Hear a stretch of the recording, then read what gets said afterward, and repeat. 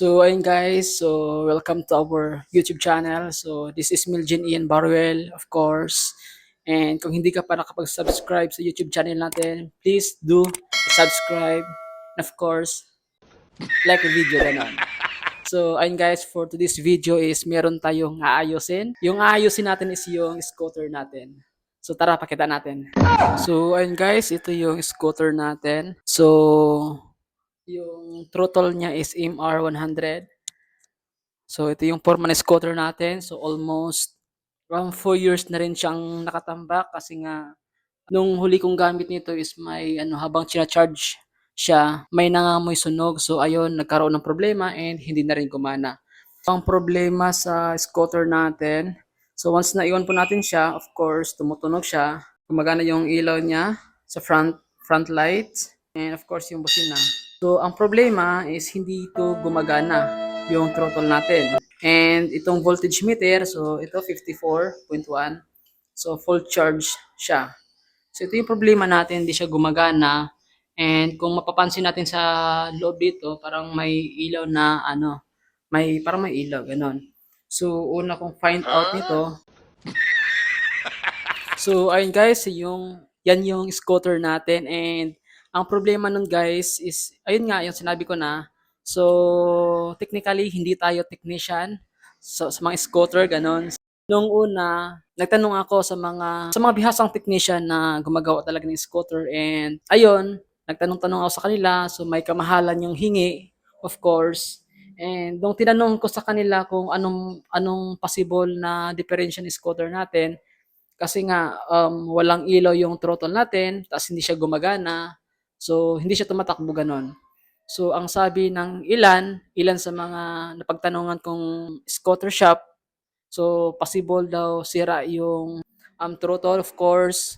Pangalawa sa mga sinasabi nila is yung battery, maaari din daw, pati yung controller, at saka yung motor daw, possible din. So, suggest sila sa akin na dalhin sa shop nila. I decide na dadalhin ko sana, kaso ang problema is napakalayo niya dito sa location ko. So, nasa Taguig ako right now. So, location nila is nasa Paranaque, ganon. Ayun, parang tama, Paranaque. And medyo malayo siya sa amin. Naghanap rin ako ng mga technician na gumagawa nito. Medyo pricely. Ayun. So, dahil marami tayong pinapriority, especially yung new home natin, so hindi ko muna siya ginagrab. And ayun, dahil kailangan ko yung scooter natin, kasi nga kung taga-Taguig ka, so alam mong kung gaano kahirap pumasok sa trabaho or sa school kapag wala kang sariling service, ganun. So, ayun, I decided na kailangan ko na ito paganahin. So, ang ginawa ko lang guys is inaral ko siya. So, actually, binuksan ko na tong scooter natin sa loob. And then, since wala akong idea, so hindi ako technician, so isa lamang po akong engineer. So, Sana all. so ang ginawa ko is binuksan ko muna yung loob nito, especially doon sa may battery banda. Inaral ko yung connection. And of course, sa tulong ni Google and ilan sa mga kapwa natin vloggers, nagkaroon ako ng idea hanggang sa nalaman ko yung bawat connection, ganun. And then, ayun, I tried. So yung pangalawa kong bukas sa scooter na to, so gabi ko siya ginawa since yun lang yung time ko para gawin yung scooter na yun. So, ayun, tinitest ko siya kasi noon na medyo may duda ako sa throttle, maaring sirang-sira na kasi wala talaga siyang power. And then, yung niya, yung controller niya. And ilan sa mga napanood kong videos sa tulong ng ibang vlogger, so nalaman ko kung paano malalaman kung sira ba yung controller ng scooter o hindi. So ayun guys, kung gusto mong malaman kung paano malaman kung sira na ba si controller o hindi pa, so siguro i-separate ko na lang yung tutorial na yon and gagawa na naman panibagong video para hindi masyadong mahaba yung video natin ngayon. So ayun, ilalagay ko na lang siguro yung link sa ating description section. So ayun, yung gabi na yon, so sinubukan ko yon and finally, I found out na okay yung controller pa natin. So I decide na siguro kailangang palitan nito is yung throttle. So nag-order ako siya Shopee. Hindi ko alam kung saan yung shop meron dito sa Taguig ng mga scooter. Kaya may nakapagsabi din sa akin, yung kapitbahay namin, na may scooter din, sabi niya sa akin, kung bibili ako ng mga parts ng scooter, so mas recommended niyo yung Shopee. So ayun, naghanap ako guys. And finally, nakarating na rin siya kahapon lang. So ayun, kunin natin. So ito na yung order natin na throttle from Shopee. So tara, buksan natin. So wala nang laman. Ayun. So napaka-safe niya guys. Ang dami niyang bubble wrap na ilalagay.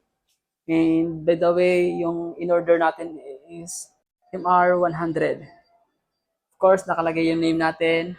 Ito, Mergen Ian. Alright. So, ayun, gawin na natin. Try natin. Kabit natin sa scooter natin.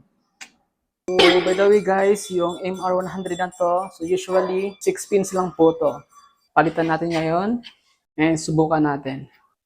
By the way guys, niluwagan ko na siya para dito na tayo mahirapan pa. So, ang panluwag nga pala nito guys is yung Allen wrench lang guys. Kailangan natin to i-disconnect yung pins niya papunta sa controller. And as you can see, marami na siyang pinagdaanan. Ganun. Palitan natin ng bago guys.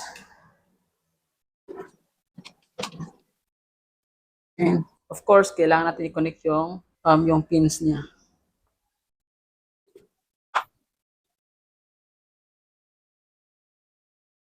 Balik natin yung brake. And of course, yung voltmeter. So pagpasensyahan niya guys kung alikabok yung scooter natin since nakatambak lang kasi to. So hindi natin siya nadilinisan. Bukan muna natin. Of course, on natin. See? So as you can see guys, gumana yung throttle natin. So gumana rin yung voltmeter. So try natin. Uy! Gumana guys. Lang. Pakita ko sa inyo. Pakita natin kung gumagana ba o hindi. See? So confirm. Confirm. Ang sira talaga niya is yung throttle natin. Bago tayo magpatuloy, higpitan lang natin yung yung nuts niya. Para hindi siya maluwag-luwag.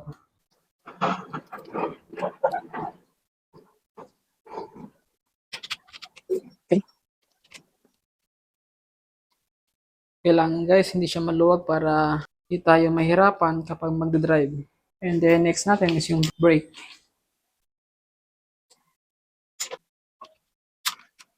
So I think okay na yan. And kailangan natin i-level yung isa.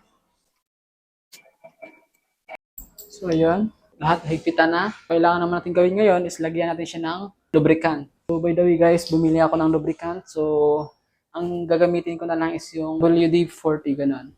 So yung malit na to nasa 100 ml lang. Nagkakalaga na 270. So may kamahalan pero matagal to maubos. So ayun guys. Naglagay tayo ng lubricant. So using WD-40 or W40 ganun.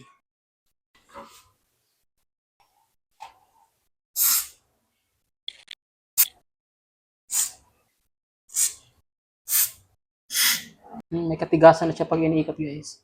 So, kailangan talaga ng lubricant.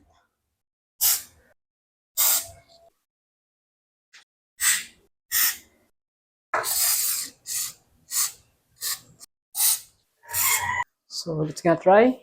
So ayun guys, test natin.